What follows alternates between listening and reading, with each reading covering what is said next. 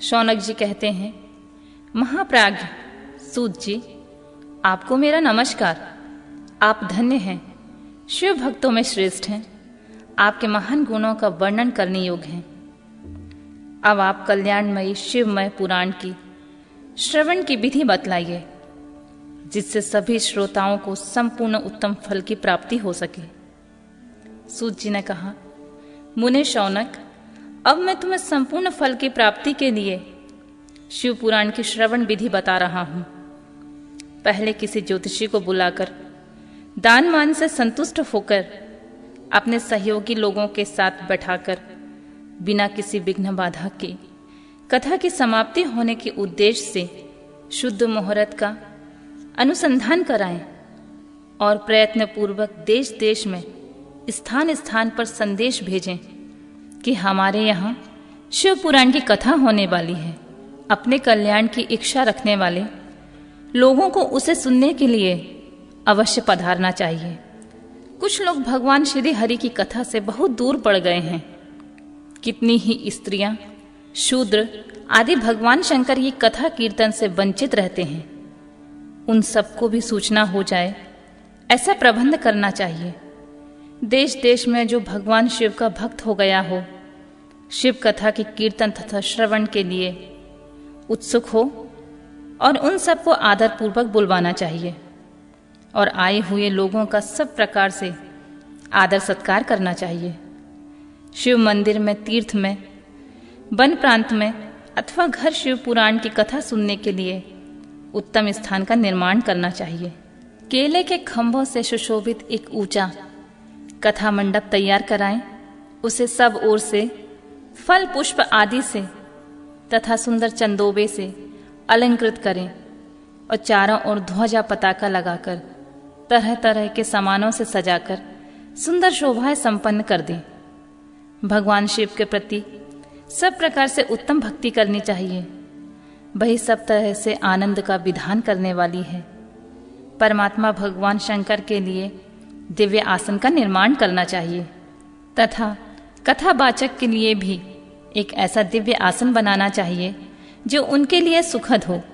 मुने, नियम पूर्वक कथा सुनने वाले श्रोताओं के लिए भी यथा योग्य सुंदर स्थानों की व्यवस्था करनी चाहिए। अन्य लोगों के लिए साधारण स्थान ही रखने चाहिए। जिनके मुख से निकली हुई वाणी देहधारियों के लिए कामधेनु के समान अभीष्ट फल देने वाली होती है। उस पुराण वेता विद्वान वक्ता के प्रति तुच्छ बुद्धि कभी नहीं करनी चाहिए। संसार में जन्म तथा गुणों के कारण बहुत से गुरु होते हैं, परंतु उन सब में पुराणों का ज्ञाता विद्वान ही परम गुरु माना जाता है। पुराण वेता पवित्र, दक्ष, शांत, ईर्ष्या पर विजय पाने वाला, साधु और दयालु होना चाहिए। ऐसा प्रवचन कुशल विद्वान इस पुण्यमयी कथा को कहे। सूर्योदय से आरंभ करके 3:30 प्रहर तक उत्तम बुद्धि वाले विद्वान पुरुष को शिव पुराण की कथा सम्यक रीति से बाँचनी चाहिए। मध्यकाल में 2 घड़ी तक कथा बंद रखनी चाहिए, जिससे कथा कीर्तन से अवकाश प्राप्त लोग मलमूत्र का त्याग कर सकें।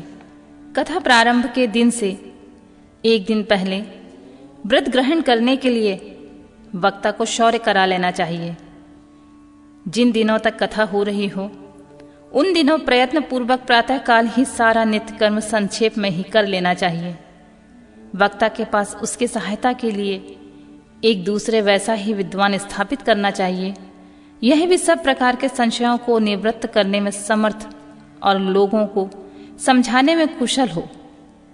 कथा को आने वाले विघ्नों से निवृत्ति के लिए गणेश जी का पूजन करें।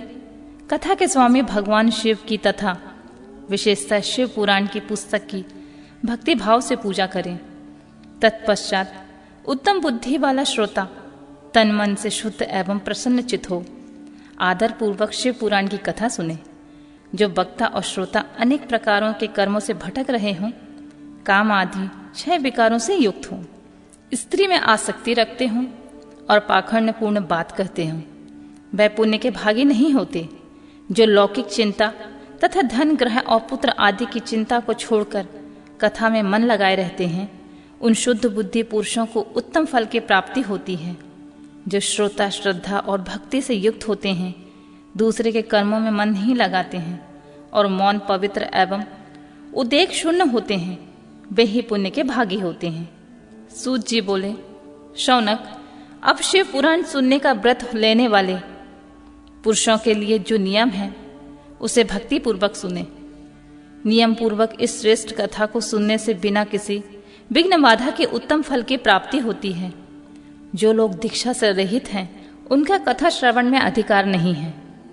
अतः मुने, कथा सुनने वाले इच्छा वाले सब लोगों को पहले वक्ता से दीक्षा ग्रहण करनी चाहिए। जो लोग नियम से कथा सुने उनको ब्रह्मचर्य से रहना चाहिए, भूमि पर सोना चाहिए और पत्तल में खाना और प्रतिदिन कथा समाप्त होने पर अन्न ग्रहण करना चाहिए। जिनमें शक्ति हो वह पुराण की समाप्ति तक उपवास करके शुद्धता पूर्वक भक्ति भाव से उत्तम शिव पुराण को सुने। इस कथा का व्रत लेने वाले पुरुषों को प्रतिदिन एक ही बार हव्यांतर भोजन करना चाहिए। जिस प्रकार से कथा श्रवण का नियम सुखपूर्वक सध सके वैसा ही करना चाहिए। गरिष्ठ अन्न, दाल, जला, अन्न, सेम, मसूर, भाव दूषित तथा बासी अन्न को खाकर कथावृत्ति पुरुष कभी भी कथा ना सुने। जिसने कथा का व्रत ले रखा हो वह पुरुष प्याज, लहसुन, हींग, गाजर, मादक वस्तुएं तथा अमिष्ट कही जाने वाली वस्तुओं को त्याग दे।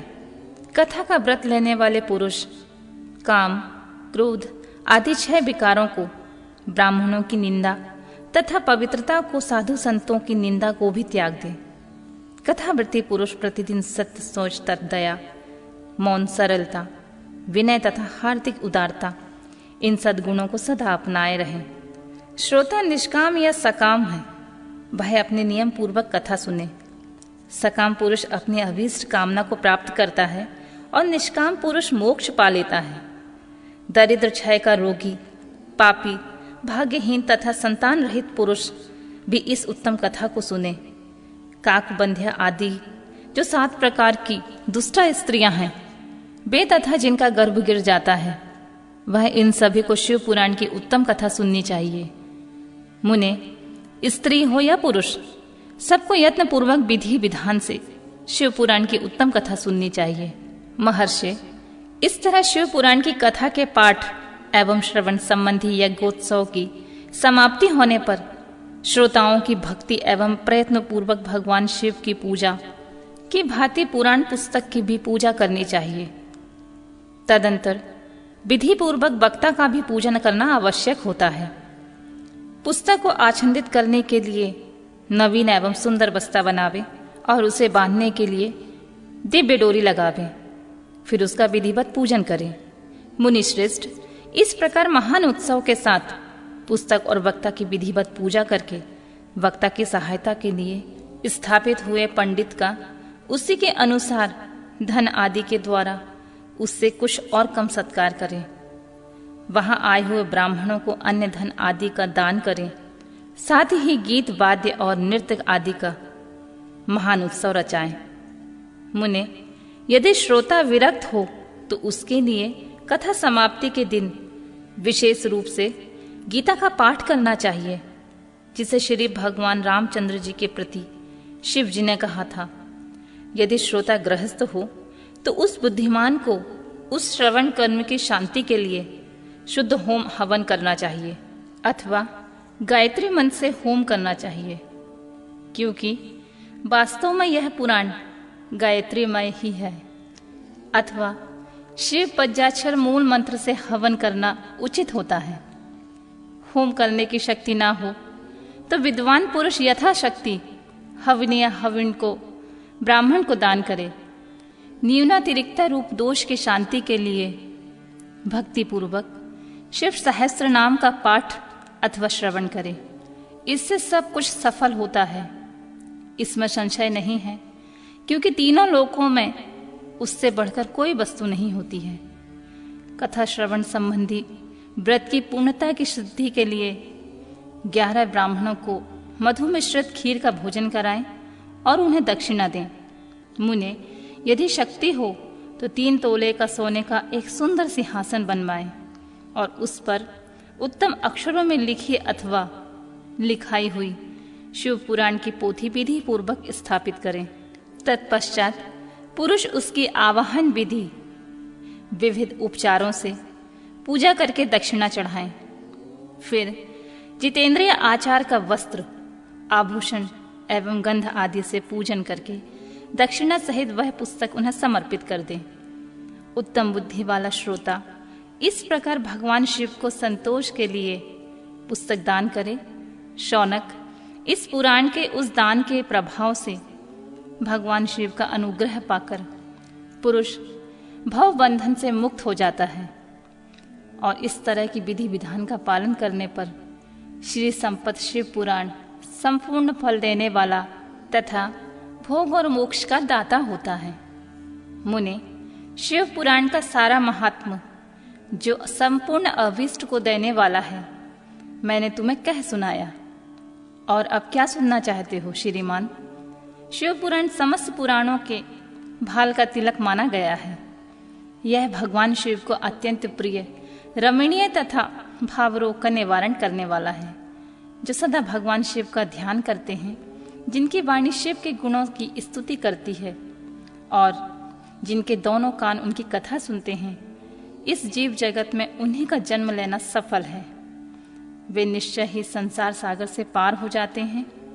भिन्न भिन्न प्रकार के समस्त गुण जिनके सच्चिदानंदमय स्वरूप का कभी स्पर्श नहीं करते, जो अपनी महिमा से जगत के बाहर और भीतर भासमान हैं तथा जो मन के बाहर और भीतर वाणी एवं मनोवृत्ति रूप में प्रकाशित होते हैं, उन अनंत आनंद घन रूप परम शिव की मैं शरण लेता हूँ।